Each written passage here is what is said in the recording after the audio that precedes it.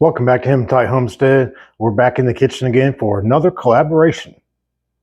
This collaboration is the Break Your Heart Bake, and it's hosted by Heavenly Hills Homestead, Land's Promised Land Ranch, and Kettle Kitchen. In the description, you'll find the schedule for the 29 collaborators that have made videos about making something so good that it's going to break your heart. On March 3rd at 2 p.m. Pacific time, 6 p.m. Eastern, there will be a live giveaway on Kettle Kitchen's channel. And in order to qualify for the giveaway, watch the 29 videos, drop a comment on them all, and tune into the live stream, and you're going to get entered to win prizes. What is the Break Your Heart Bake? It's all about baking something so good that it breaks your heart. Now, I'm not great at baking, okay? I'm not going to pretend like I am. And I figured that most people were going to probably go down the cake route or the cookie route or some sort of dessert, something like that. I'm not crazy about that kind of stuff.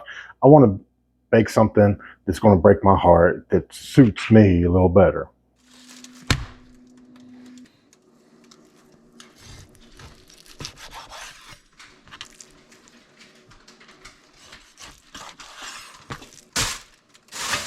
I'm making beef Wellington. Let's get to it.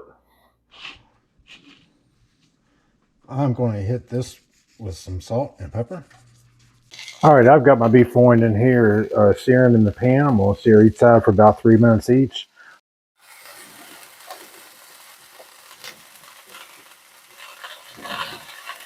I would need a mushroom base to put inside this thing, and for that I'm using 1.5 giant portobello caps and about half of a pack of button cap mushrooms. And you can use whatever mushrooms you want to use. I'm just going to give these things a little rough cut up here.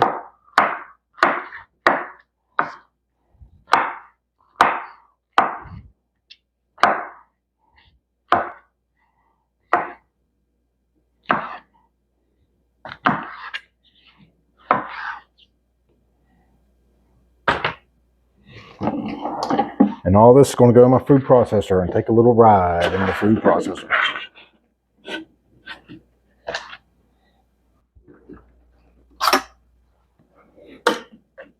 All right, and there's what that looks like. Now this is soaking wet, and I want the water out of this. I do not want the water in the mushrooms to make my pastry all damp and wet. I want the pastry to be nice and crispy. So I'm going to put this in a frying pan and cook it down until the water cooks out of it. For this small batch here, that'll probably take about 20 minutes.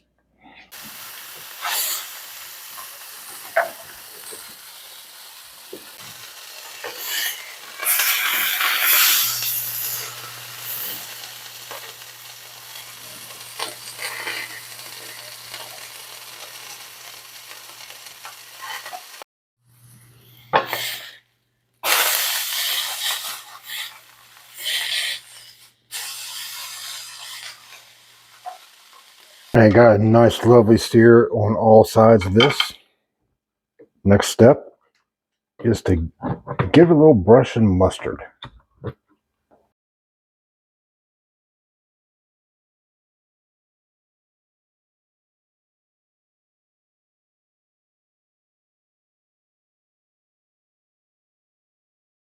right, now I'm just going to let this hang out here for a little bit while I do some other stuff. I'm going to throw the mushrooms into the pan and add a little bit of salt and pepper to them. As yet, I did go back and add the rest of the mushrooms I had, so the whole pack of 3 large portobellos and the whole pack of button cap mushrooms. And I did that because once I got it in the pan, it didn't look like it was going to be near enough. It's got to go all the way around this. It's got to go all the way around this loin. It's going to be totally encased all the way around it, and it did not look like it was going to be enough to do that well. And I'm just going to cook this until it doesn't have any moisture in it anymore. You see the water down there and it kind of pulling up in there.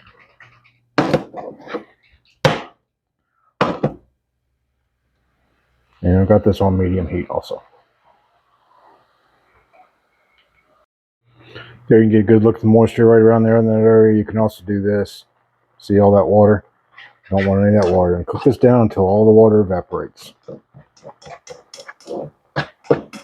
Now, I didn't put anything in the pan. This stuff had so much water in it. Some people add thyme or rosemary, garlic, things like that to this. I'm just going to go straight mushrooms.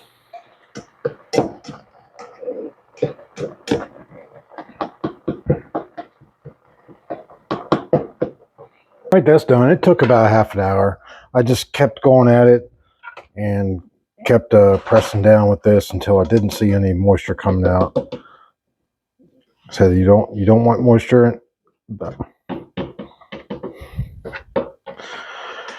All right, so I'm just going to give that about 20 minutes to cool off, and then we'll put this guy together and bake it till your heart breaks. The next thing I've done is I lay down some saran wrap, and I tried to carefully place prosciutto down here. And I got my piece of loin and I measured it to make sure that it was going to be enough to go all the way around. It was really hard to lay this. I had it sitting out on the counter, and it warmed up, and I couldn't hardly get it out of the pack without tearing it all up. I guess I should have known better. All right, so the mushroom mixture, the duxelle, goes on next.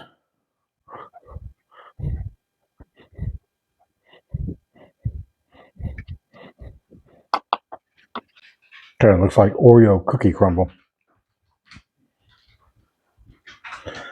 but it's not. I'm going to set my loin in here and dry wrap it up. So in there, the loin goes. I think I probably want that duxelle or mushroom mixture more in here.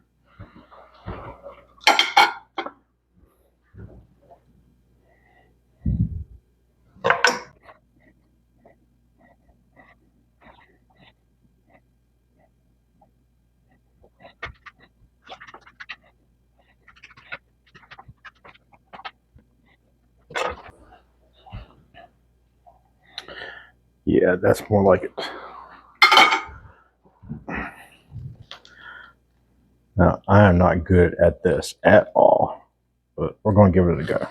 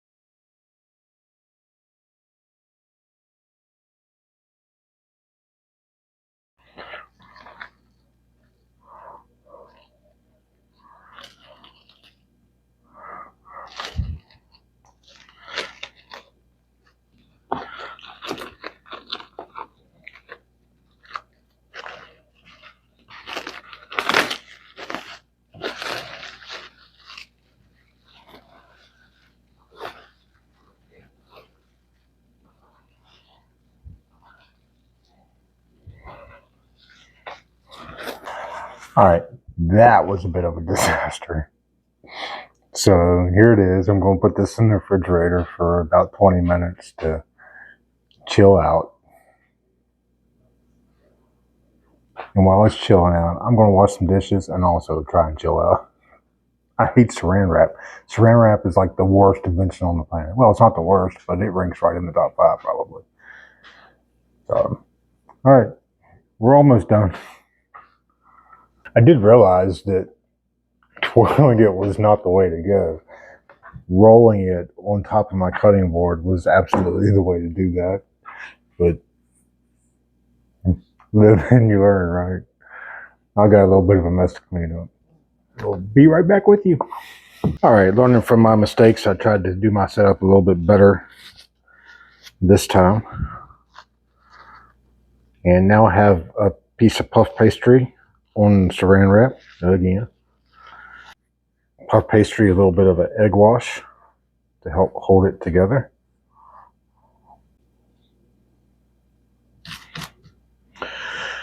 All right, well, I forgot to turn on my sidekick camera here with the view. All right, so I'm just going to try and wrap it up like a little Christmas gift over here on the sides. Let's see if I can get this camera down here.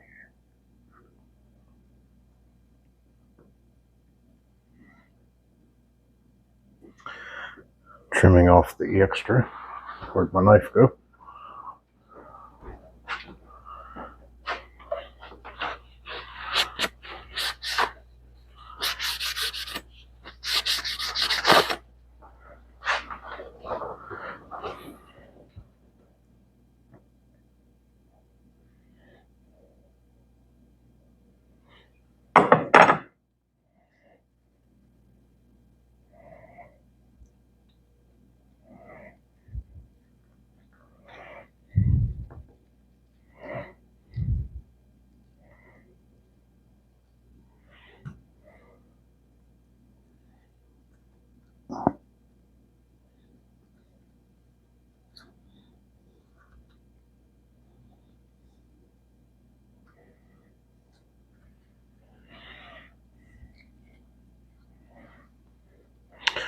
I tried trimming it off.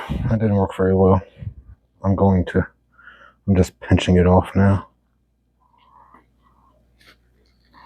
I'll tuck it all in there. Get a little bit of egg wash on you just to be sure.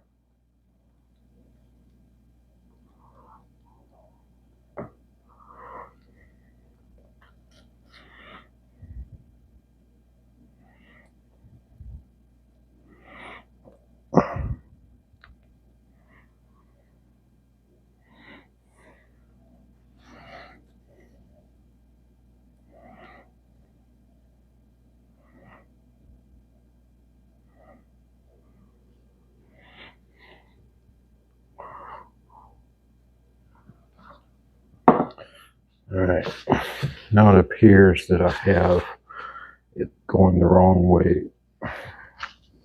I'm not sure about that. Or I may not. No, I think I got it all. All right, now I'm gonna wrap it up and try and roll it real tight, just like I did last time, except this time I'm not going to twirl it. I'm just going to roll it.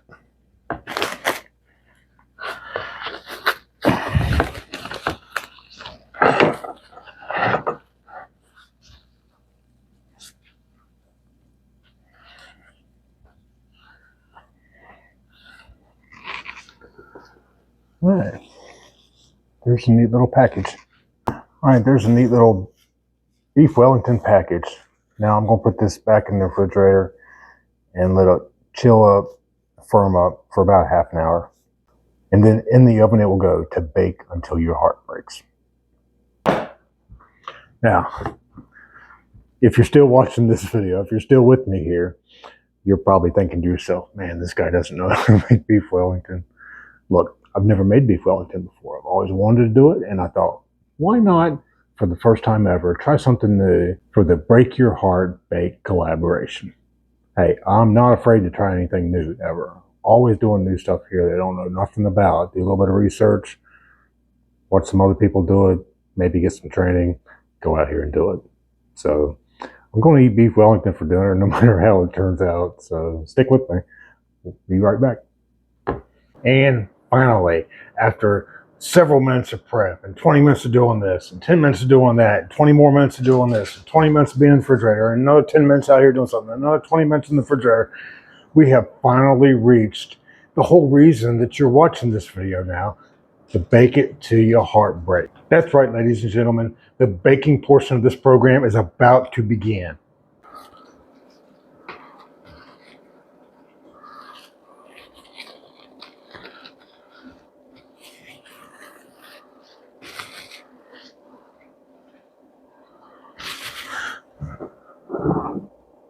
All right, we'll give that egg wash on all the exposed sides.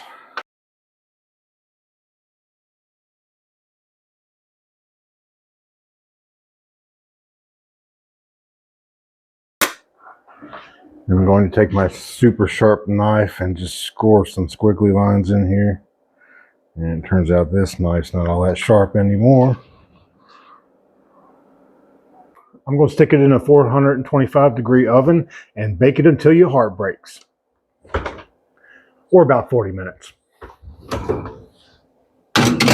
All right, my heart's already breaking. I cannot wait to try this thing. First time I ever made it. I've always wanted to make it. I've had it before, made by real chefs. I hope this is going to be good. All right, it is out of the oven. Got a little bit of leakage here. You can see that. I don't want it to fall off. Tells me I might have a soggy bottom. I hope not. You know, again, first time, we're trying to learn. It's nice and crispy feeling. And I can't wait to get in the sink, but it's got to rest for 20 minutes. I don't know if I can wait 20 minutes. My heart is breaking. All right, stay tuned. I'm going to slice it. All right. I still got 19 minutes left to wait. I just wanted to interject there that, yeah, this is the very first time I ever did it. I thought about doing a test run because I knew this is what I wanted to do for the Break Your Heart Bake collaboration. I decided, you know what? Let's just do it.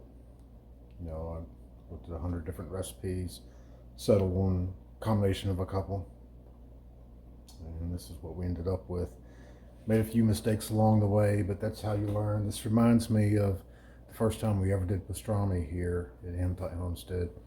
The brine was good, the flavor was amazing, but it was so tough you couldn't even chew it.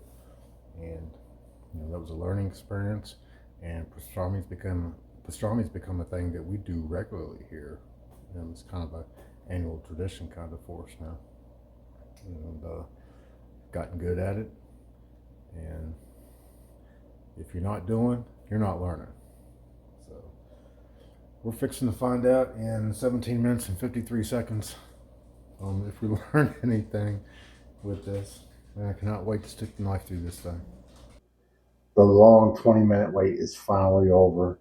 I'm ready to slice into this thing. It was breaking my heart to stand there staring at it, much less be able to taste it and see how we did. So let's cut her open. All right, so there it is, first ever beef Wellington. I baked it until it broke my heart. Now I'm gonna go sit down and dive in. Thanks a lot. Heavenly Hills Homestead, Land's Promised Land Ranch, and Kettle Kitchen for inviting me to collaboration. Thanks a lot for watching. Make sure you check out Hematite Homestead on Facebook, Instagram, and TikTok. And we'll see you next time.